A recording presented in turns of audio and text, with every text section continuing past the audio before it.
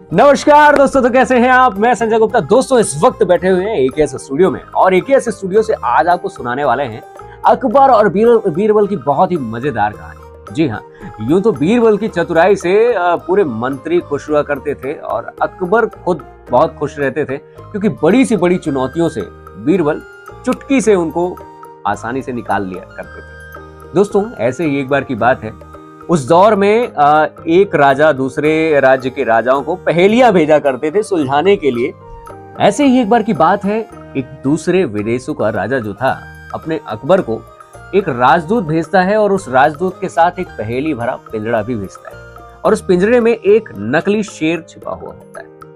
अब जैसे ही वो राजदूत आता है, अकबर का दरबार लगा हुआ होता है, तो राजदूत कहता है कि इस पिंजरे से जो शेर इसके अंदर छिपा हुआ है उसे आप में से बिना पिंजड़े को छुए और बिना शेर को छुए उससे बाहर निकालना है। अब जो विदेशी राजे ने उस अकबर को ये पहेली भेजी थी, उसमें एक नीचे लाइन लिखी हुई थी कि यदि आपके दरबार में से किसी भी मंत्री या और किसी भी व्यक्ति में योग्यता है तो साबित करके दिखाए, लेकिन एक व्यक्ति को सिर्फ एक बार ही मौका दिया जाएगा।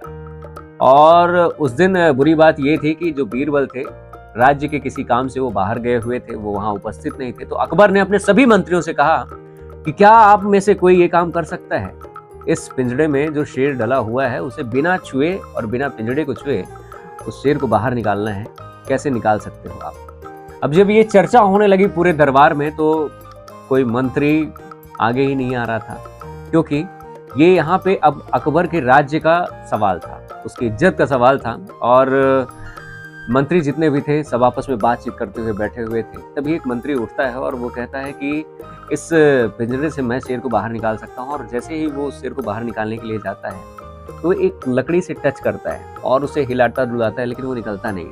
शायद उसे लगा कि कोई जादू से निकल आए, लेकिन ऐसा कुछ भी नहीं हुआ।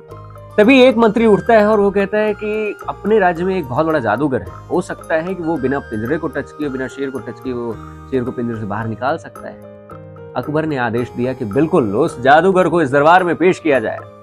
और जब वो जादूगर आता है, वो भी काफी कोशिश करता है, लेकिन वो असफल हो जाता है अपने मकसद में। तभी अगले ही दिन जब बीरबल राज्य के जो काम से गए थे उस काम को समाप्त करके जैसे ही दरबार में आते हैं, तो जैसे ही अकबर के पास पहुंचते, अकबर ने सारा जितना भी माजरा वहां पे चल रहा था सारी बात बीरबल को बताई। और तब बीरबल से कहा गया कि बीरबल क्या आप ये कर सकते हो। तब बीरबल ने कहा कि हमारे राज्य में जितने भी नागरिक हैं, बड़े बड़े मंत्री हैं, बड़े बुद्धिमान लोग हैं, पहले उनको मौका दिया जाए। अगर वो नहीं कर पाएंगे तो मैं इस काम को करने की कोशिश करूंगा। जितने भी उस राज्य के लोग थे सभी को आमंत्रित किया गया, सभी को यह बताया गया कि इस पिंजरे के अंदर जो शेर डला हुआ है नकली, उसे बिना टच किए हुए और पिंजरे को बिना टच किए हुए उसे बाहर निकाला। जब सब अंततः हार गए, अब अकबर के उस राज्य का, अकबर की इज्जत का सवाल था, जो कि विदेशी राजा ने इस पहेली को भेजा था अकबर के दरबार में, तब बीरबल को कहा गया कि बीरबल अब आप ही हमें इस मुश्किल से बचा सकते हैं। तब बीरबल ने कहा बिल्कुल, क्यों नहीं, इसके लिए मुझे आपसे कुछ मदद चाहिए। अकबर ने कहा बताइए क्या कर सकता हूँ आपके लिए। तो बीरबल ने कहा कि आप दो जो सरिया है गरम करके मेरे पास भिजवा दें। और जैसे ही अकबर के पास यह आदेश पहुंचा, तो अकबर ने तुरंत बीरबल के लिए दो गर्मा गर्म जो सरिया रहती है, लोहे की छड़ रहती है, वो बीरबल के हाथों में दे दी गई। और तब बीरबल ने उस पिंजरे में जो गैप था, जो जगह थी, उस जगह से उन सरियों को ले जाते हुए शेर के ऊपर रख दिया। और जैसे ही सभी ने देखा कि वो शेर पिघलने लगा, वो शेर मोम का बना हुआ था, और देखते ही देखते पल भर में वो शेर पिंजरे के बाहर निकल गया, मोम की वजह से पिघल गया।